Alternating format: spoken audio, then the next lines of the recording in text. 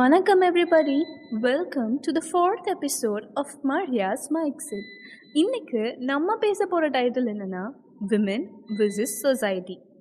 நம்ம சொசைட்டியில் பெண்ணுன்ற காரணத்தினால சுற்றி உள்ளவங்க என்னெல்லாம் பண்ணுறாங்க பேசுகிறாங்கன்னு நாம் இந்த எபிசோடில் பார்க்கலாம். இந்த உலகத்தில் ஒரு பெண் என்ன வேலையை செய்ய ஆசைப்பட்டாலும் இது பெண்களுக்கானது இல்லைன்னு ஒரு முட்டுக்கட்டை போட்டுருவாங்க. பெண்கள் லேட்டாக வெளியே போகக்கூடாது, இதுதான் பெண்களுக்கான வேலை, இதெல்லாம் பெண்களுக்கு ரிஸ்கானதுன்னு இதை சொசைட்டி சொல்லும்போது அது ஆக்சுவலாக ப்ரொடெக்ஷன் இல்லை, ரெஸ்ட்ரிக்ஷன். அந்த பெண்ணோட திறனையும் சுதந்திரத்தையும் கட்டுப்படுத்துகிற வால்ஸ் தான் இதெல்லாம். ட்ரெஸ், பிஹேவியர், ஃப்ரீடம் எல்லாமே கண்ட்ரோல் செய்யப்படுற விஷயங்கள் தான். ஒரு பெண் எப்படி ட்ரெஸ் பண்ணணும், எங்கே போகணும், யார்கிட்ட பேசணும், இந்த டெசிஷன்ஸ்லாம் அவளே எடுத்துக்கலாமே. ஆனால் நம்ம சமூகத்தில் அவங்களுக்கு டெசிஷன் எடுக்கிறது கூட பர்மிஷன் பேஸ்ட் லைஃப் மாதிரி தான் இருக்குது.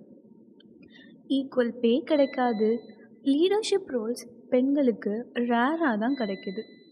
அவங்க பேசும்போது இன்ட்ரப்ஷன் எப்பவுமே அதிகமாக இருக்குது. இது எல்லாமே சைலண்ட் டிஸ்கிரிமினேஷன் தான்.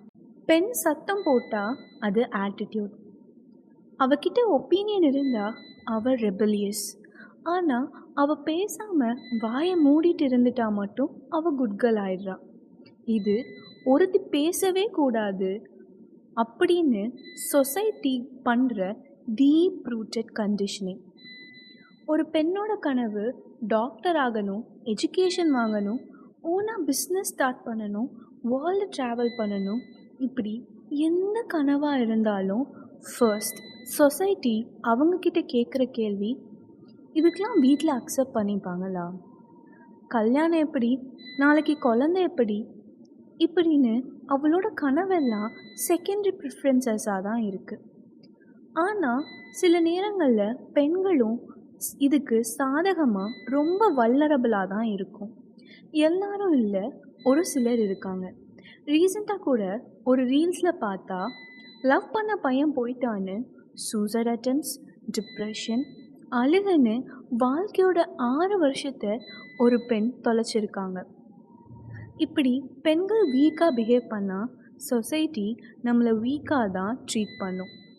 ஸ்ட்ராங்காக இருக்கணும் கேர்ள்ஸ், யார் எப்படி போனாலும் நம்ம டிக்னிட்டியும் கோல்ஸையும் நம்ம எப்பவுமே விட்டுறக்கூடாது. ஒரு பொண்ணு ஒரு பையன்கிட்ட பேசிட்டாலே அவள் கேரக்டரை அசாசினேட் பண்ணுறது தான் சுற்றி உள்ளவங்க வேலையே. மக்களே, அந்த பொண்ணும் பையனும் நண்பர்களாக கூட இருக்கலாம், ஏன் சகோதர உணர்வோடு கூட பழகலாம். அவங்க நடத்த மேலே குறை இல்லை, நம்ம பார்வையில் தான் குறை இருக்குது. ஒரு பெண் என்ன பண்ணாலும் உலகம் தப்பாக பேசிக்கிட்டே தான் இருக்கும். பேசுகிறவன் பேசிட்டு போகிறான். நம்ம ஆம்பிஷனில் இருந்து நம்ம டிட்டாச் ஆகிடவே கூடாது கேர்ள்ஸ்.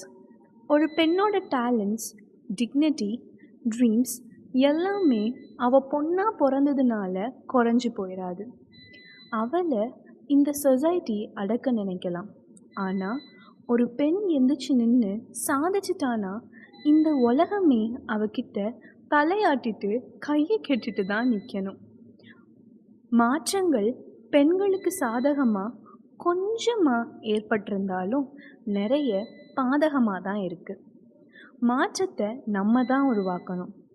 பெண்களை மதிக்க ஆரம்பிச்சிட்டாலே அவங்க டேலண்ட்ஸை சப்ரஸ் பண்ண தோணவே தோணாது ஃப்ரெண்ட்ஸ்.